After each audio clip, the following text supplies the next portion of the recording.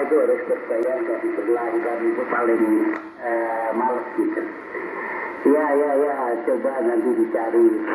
Wah, si Wanyayu waktu itu CPO ganti. Waktu itu CPO Wanyayu pernah. Nanti itu dicari aja. Gitu.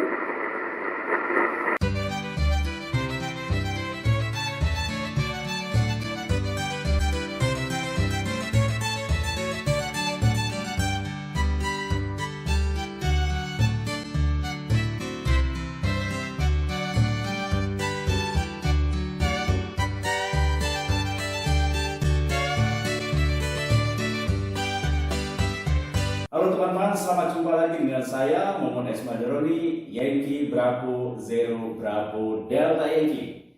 Dan pada sore hari ini saya ingin sharing dengan teman-teman semua. Saya mendapatkan hasil hunting dari yang ditawarkan secara online ya di internet, yaitu satu radio komunikasi versi militer. Mari kita lihat apa saja mengenai radio komunikasi ini.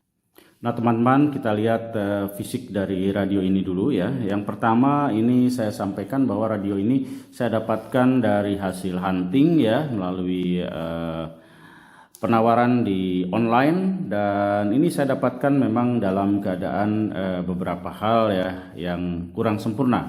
Yang pertama ini kabel mikrofonnya ini terkelupas ya. Jadi ini terkelupas. Kemudian yang kedua ini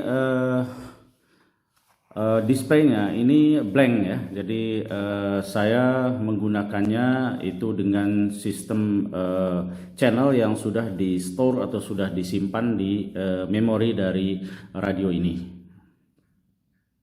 Radio ini adalah diproduksi dari Barrett Communication, dan ini adalah model 2050 high frequency dan dibuat di Australia ya.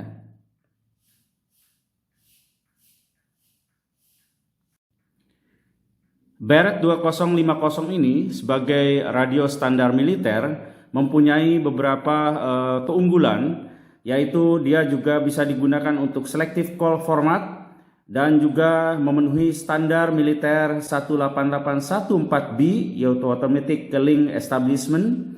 Juga radio ini mudah sekali atau simpel sekali untuk dioperasikan. Di samping itu juga ini mempunyai kekuatan daripada bodinya, dan ini terbuat dari aluminium yang kuat, ringan, dan ini memenuhi standar dari militer 810G ya, untuk ketahanan jatuh ya kalau ini terjatuh. Kemudian juga adalah ketahanan dari kondisi kotor yaitu debu, juga adalah temperatur yang ekstrim. Di samping itu juga adalah untuk vibrasi atau goncangan kalau ini ditempatkan di kendaraan, juga kemampuan dari adanya shock ya. Oke teman-teman, kita lihat Barrett 2050 ini secara detail. Ini ukuran fisiknya ini cukup kompak dan beratnya juga cukup ringan, yaitu 2,58 kg. Jadi 2,5 kg, di mana panjangnya ini panjang belakang ini adalah 27 cm. Kemudian untuk lebarnya ini adalah 18,5 cm. Kemudian tebalnya ini 7 cm. Jadi ini untuk sebuah radio lapangan sangat sesuai. Kemudian untuk frekuensinya, ini frekuensinya dari 1,6 MHz sampai 30 MHz, di mana power outputnya ini bisa sampai 125 watt PIP ya. Dan ini dapat dioperasikan dengan mudah dengan dikonfigur ya. Di bagian belakangnya ada satu port untuk konfigur di komputer juga, di mana bisa di set dengan sistem channel, dan maksimum untuk channelnya ini adalah 500 memory channel. Radio ini termasuk mempunyai advanced calling features, di mana dapat dioperasikan bersama dengan berbagai sarana teknologi komunikasi seperti misalnya telepon, kemudian juga SMS ya, juga GPS tracking, dan point to point secure call. Jadi kita bisa berkomunikasi hanya dengan beberapa station yang sudah di set di sini. Juga bisa dijadikan untuk sebuah remote transceiver. Dan ini mempunyai fitur juga, yaitu automatic link establishment, di mana dapat dioperasikan dengan semua peralatan komunikasi telepon militer maupun komersial. Dan untuk bagian depan ini bisa dilepas atau detachable front panel, ya. Jadi bagian depannya bisa dilepas dan ini bisa dijadikan bagian remote, ya. Jadi remote dari radio ini untuk dioperasikan, ya, secara jauh, yaitu dengan maksimum 150 meter kemampuan untuk remote-nya. Hal ini bisa berguna untuk sebagai base station atau bisa digunakan sebagai bagian trunking radio yang diinstal di mobil. Nah, radio ini juga sudah mempunyai fitur DSP, yaitu Digital Signal Processor. Fitur dari DSP ini yaitu bisa untuk mereduksi noise, kemudian juga adalah mereduksi interference dari frekuensi radio, ya, dan juga interference dari power listrik. Jadi betul-betul radio ini tidak terganggu dari adanya interference power listrik. Kemudian juga adalah untuk memperbaiki kualitas voice komunikasi dari operatornya. Nah, selain itu, ini menyangkut tentang voice. Ini juga sudah mempunyai fitur kemampuan, yaitu digital voice, yaitu menghasilkan voice kualitas tinggi dan audio suara bicara yang jelas dari operator yang menggunakan radio ini. Selain itu, ini radio ini mempunyai secure communication, yaitu dapat dihubungkan dengan peralatan keamanan komunikasi voice dan data dengan sistem scramble misalnya, dan juga dengan encryption. Radio ini juga ada satu fasilitas di dalamnya, ini bisa dihubungkan dengan internal modem yang memungkinkan ini untuk bisa berkomunikasi, ya, email melalui radio ini, yaitu misalnya modem dari Barrett Clover 2500 atau Stanek 5066. Jadi memungkinkan melalui radio ini bisa berkomunikasi dengan email.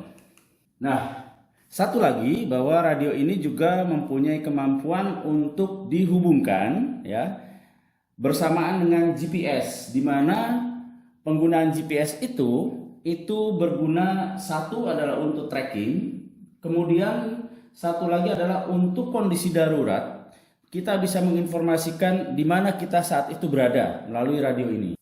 Nah, teman-teman, saya sayang sekali mendapatkan radio ini displaynya sudah blank, ya.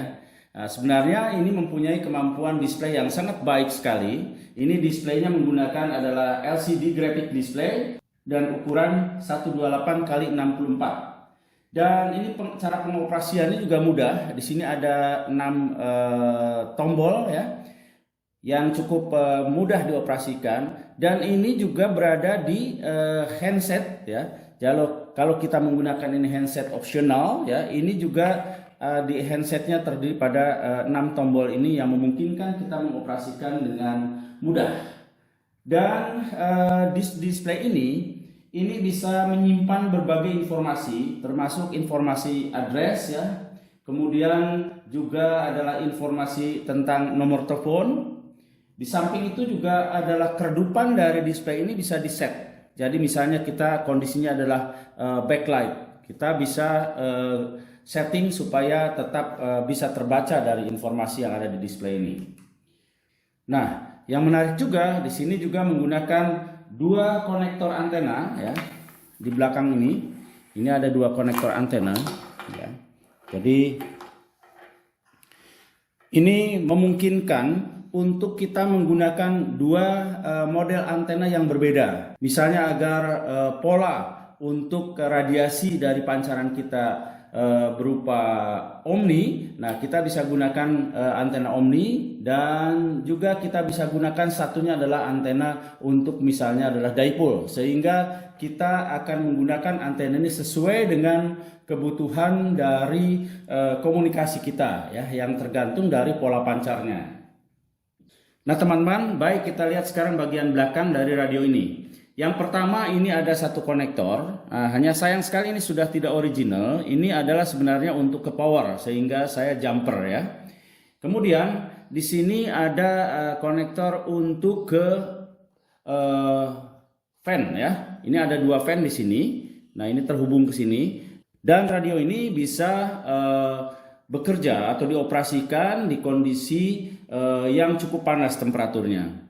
Kemudian ini ada konektor untuk ke eksternal GPS, dan ini bisa dimanfaatkan. GPS ini adalah satu untuk tracking, yang kedua adalah untuk memberikan informasi di mana kita saat itu bekerja, dalam arti kita mengudara. Kemudian ini adalah satu kabel untuk grounding. Di sini ada dua konektor untuk antena, sebagaimana saya sudah sampaikan sebelumnya bahwa konektor ini bisa digunakan ke dua antena yang berbeda pola radiasinya. Misalnya kita menginginkan radiasi dari antena yang vertikal ya, ini bisa gunakan ini. Dan kemudian kita ingin untuk berkomunikasi melalui antena dipole, nah, ini bisa dengan ini, dimana kita bisa set di depannya antena mana yang kita gunakan.